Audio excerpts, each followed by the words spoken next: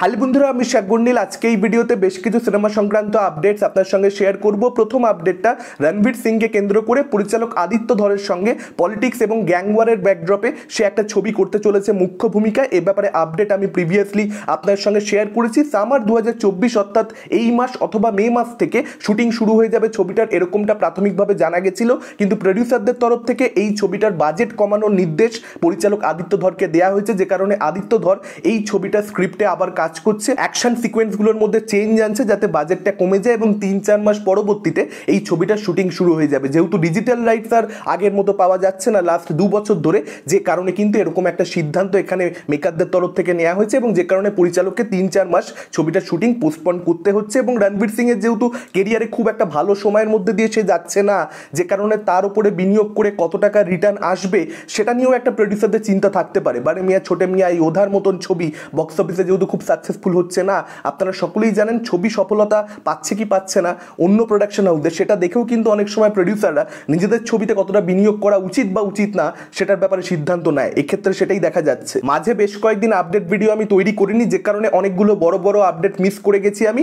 আপনারা তো সেগুলো জানেন, তবুও আমি ছোট্ট ছোট্ট করে আপনার সঙ্গে সেগুলো শেয়ার করে দিই। রোহিত শেট্টি এবং অজয় দেবগানের আপকামিং ছবি সিংঘামের পরবর্তী পার্ট, যেটা আগস্টের 15 উইকেন্ডে পুষ্পা 2 এর সঙ্গে ক্ল্যাশ করবার কথা, সেই ছবিটা আগস্টের 15 থেকে পোস্টপন্ড হয়ে সম্ভবত দিওয়ালিতে মুক্তি পেতে চলেছে। তার কারণ জিও স্টুডিওস, অজয় দেবগান এবং রোহিত শেট্টি কম্বাইনলি তারা এরকম একটা সিদ্ধান্ত নিয়েছে যে তারা ছবিটাকে ডিলে করবে এবং সেই সময়টাতে ভিএফএক্স এর কাজে তারা আরো মনোযোগ দেবে। এখন দেখা যাক শেষ অবধি অফিসিয়াল অ্যানাউন্সমেন্ট এটাকে কেন্দ্র করে কবে মেকারদের তরফ থেকে সামনে আসে। নেক্সট আপডেটটা রজনীকান্তকে কেন্দ্র করে পরিচালক নেলসনের সঙ্গে জেলার ছবিটা প্রচন্ড সফল হয়েছে। আপনারা সেই ছবিটা অনেকেই দেখেছেন, যারা দেখেননি দেখতে পারেন। বেশ ভালো একটা কমার্শিয়াল এন্টারটেনার। তো সেই ছবিটার পার্ট 2 সিকুয়াল আসবে, যে সে ব্যাপারে আপডেটটা আমি প্রিভিয়াসলি আপনাদের সঙ্গে শেয়ার করেছি। সেটা টাইটেল কি হবে সেটার ব্যাপারে একটা আপডেট এসে গেছে। সম্ভবত সেই ছবিটার টাইটেল হবে হুকুম, এবং হুকুম টাইটেলটা কিন্তু জেলার পার্ট 2 এর সঙ্গে ডেফিনেটলি খুব ভালো যায়। যারা জেলার ছবিটা দেখেছেন তারা বুঝতে পারবেন। নেক্সট আপডেটটা কার্তিক আরিয়ানের ভুল ভুলাইয়া 3 ছবিটাকে কেন্দ্র করে, অর্থাৎ সিংঘামের পরবর্তী পার্ট যদি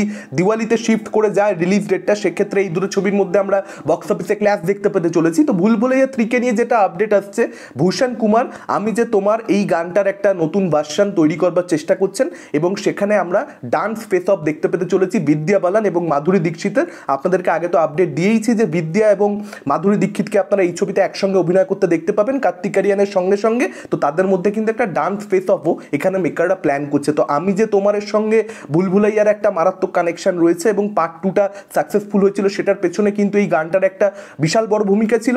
আবার একই রকম একটা সাকসেস থিওরি এখানে মেকাররা ফলো করতে যাচ্ছে। এবারও কি সেটা সফল হয় দেখবার মতন ব্যাপার হবে। তবে হ্যাঁ, বিদ্যা বালানকে আবার আমি যে তোমার দেখতে পাওয়া, মাধুরী দীক্ষিতের মতন একজন ডান্সারকে আবার দেখতে পাওয়া, যদি প্রপারলি প্ল্যান করে সুন্দর কিছু এখানে প্রেজেন্ট করা যায়, একই জিনিস হলেও সেটা কিন্তু মানুষ আবারও সেলিব্রেট করতেই পারে। নেক্সট আপডেটটা রামায়ণাকে কেন্দ্র করে, যেখানে আপনারা রণবীর কাপুরকে দেখতে পাবেন রামের ভূমিকাতে, সাই পল্লবীকে আপনারা দেখতে পাবেন সীতার ভূমিকাতে এবং ইয়াশকে আপনারা দেখতে পাবেন রাবণের ভূমিকাতে।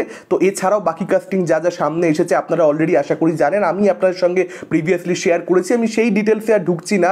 ডিএনইজি ভিএফএক্স এর দায়িত্ব সামলাবে, অস্কার উইনার। তার সঙ্গে সঙ্গে হ্যান্স জিমার, এআর রহমান তারা মিউজিকের দায়িত্ব সামলাবে, তারাও অস্কার উইনার।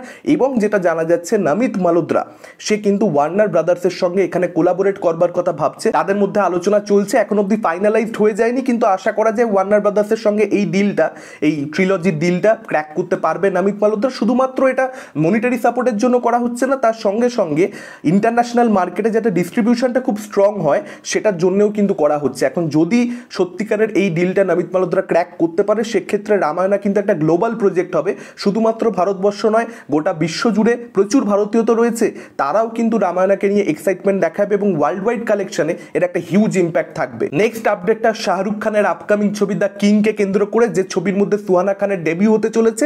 সিদ্ধার্থ আনন্দ এই ছবির যে স্টান্টগুলো থাকবে, অ্যাকশন স্টান্টস, সেগুলো কিন্তু নিজেই ডিজাইন করবে। যদিও পরিচালক হিসেবে কিন্তু ছবির কাজ করবেন সুজয় ঘোষ। ছবিটার বাজেট হতে চলেছে 200 কোটি টাকা। মানে এটা কিন্তু কোনো কম বাজেটের ছবি যে সুহানা খানের ডেবিউ হবে, মূলত সুহানা খানই প্রধান চরিত্রটা প্লে করবে, তার জন্য যে শাহরুখ কম টাকা খরচা করছে তা নয়, বিশাল বড় বাজেটের একটা ছবি হতে চলেছে। ফুল আউট এখানে শাহরুখ খান যাচ্ছে নিজের মেয়ের জন্য।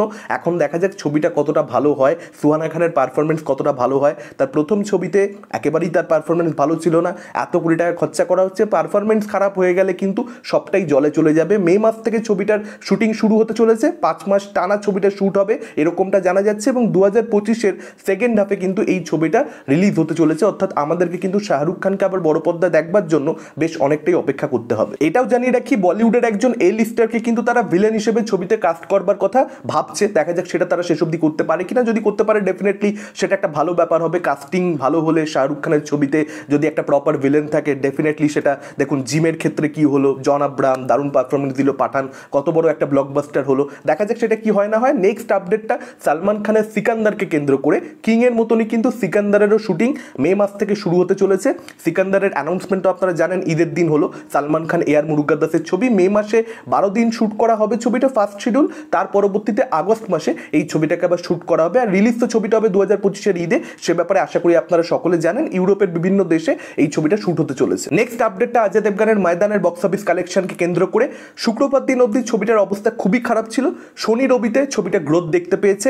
শুক্রবার দিনের তুলনায় 100% একটা গ্রোথ শনিবার দিন দেখতে পাওয়া যায়। 5,65,00,000 টাকা নেট কালেকশন ইন্ডিয়া থেকে ছবিটা শনিবার দিন হয়। রবিবার দিন কালেকশন হয় 6,52,00,000 টাকা, এগেন একটা মার্জিনাল গ্রোথ দেখতে পাওয়া যায়। টোটাল কালেকশন ফার্স্ট উইকেন্ডের শেষে ছবিটা দাঁড়িয়েছে 22,22,00,000 টাকা। হ্যাঁ ডেফিনেটলি ময়দান বিভৎস একটা কমার্শিয়াল ছবি, প্রচুর দর্শক সেটাকে দেখতে যাবে, সেলিব্রেট করবে, এরকম ছবি নয়। কিন্তু তবুও অজয় দেবগনের মতন একজন সুপারস্টার রয়েছে। ফার্স্ট উইকেন্ডের শেষে ছবিটা যেহেতু ভালো হয়েছে, অ্যাটলিস্ট এর দ্বিগুণ কালেকশন হওয়া উচিত ছিল। তো খুবই পুয়ার বক্স অফিস। আচ্ছা, অক্ষয় কুমার টাইগার শ্রফের বারে মিয়া ছোটে মিয়ার বক্স অফিস কালেকশন নিয়ে যদি কথা বলি, 16 কোটি প্লাস প্রথম দিনের পরবর্তীতে, দ্বিতীয় দিন মাত্র 7.5 কোটি টাকা, একটা হিউজ ড্রপ। তারপরের দিন খুব সামান্য একটা গ্রোথ, শনিবার দিন 8,25,00,000 টাকা নেট, রবিবার দিন আবার একটা খুব মার্জিনাল গ্রোথ 9 কোটি টাকা নেট। টোটাল কালেকশন 4 দিন মিলিয়ে ফার্স্ট উইকেন্ডের শেষে ইন্ডিয়া থেকে নেট হয়েছে 39,75,00,000 টাকা। এত বড় বাজেটের একটা ছবি, 300-350 কোটি বাজেটের ছবির 40 কোটি টাকা ফার্স্ট উইকেন্ডের শেষে কালেকশন হয়নি। যে কালেকশনটা কমসে কম প্রথম দিনই আসা উচিত ছিল, সেটা 4 দিনের শেষেও হলো না। এই ছবিটা ডিজাস্টার। লাস্ট আপডেটটা কামাল হাসান এবং শঙ্করের কোলাবোরেশনকে কেন্দ্র করে ইন্ডিয়ান 2 এই ছবিটা সম্ভবত জুন 13-তে মুক্তি পেতে চলেছে, এরকমটাই ভেরিফাইড সোর্সেস থেকে জানা যাচ্ছে। মেকারদের তরফ থেকে খুব শিগগিরই অফিসিয়াল অ্যানাউন্সমেন্ট করে দেওয়া হবে। এটাও বলা হচ্ছে যদি জুন 13-তে ছবিটা মুক্তি পায়, সেক্ষেত্রে কিন্তু একটা ডিরেক্ট ক্ল্যাশ এখানে বলিউডের দুটো ছবির সঙ্গে ইন্ডিয়ান 2 এর হতে চলেছে। একটা কার্তিক আরিয়ানের চান্দু চ্যাম্পিয়ন, আর একটা এমার্জেন্সি কাঙ্গানার ছবি। যদিও কাঙ্গানার ছবিটাকে অতটা সিরিয়াসলি নেওয়া সত্যি বলতে কিছু নেই, তবে হ্যাঁ কার্তিকের সঙ্গে কিন্তু এখানে কামাল হাসানের একটা লড়াই হবে। এখন দেখা যাক সেই লড়াইতে কে জয়লাভ করে। এটা ছিল আজকের ওভারঅল আপডেটস। আপনাদের কি মতামত এই আপডেটগুলোকে কেন্দ্র করে? কোন আপডেটটা নিয়ে আপনারা সবচেয়ে বেশি এক্সাইটেড? ডেফিনেটলি আপনারা সেটা আমাদেরকে কমেন্ট করে জানাতে পারেন। এই ভিডিওটা ভালো লাগলে লাইক করতে পারেন, শেয়ার করতে পারেন। আমাদের চ্যানেল নতুন হলে চ্যানেলটাকে অবশ্যই সাবস্ক্রাইব করতে পারেন। আজকের মতন টাটা, চোখ রাখুন পরবর্তী ভিডিওতে।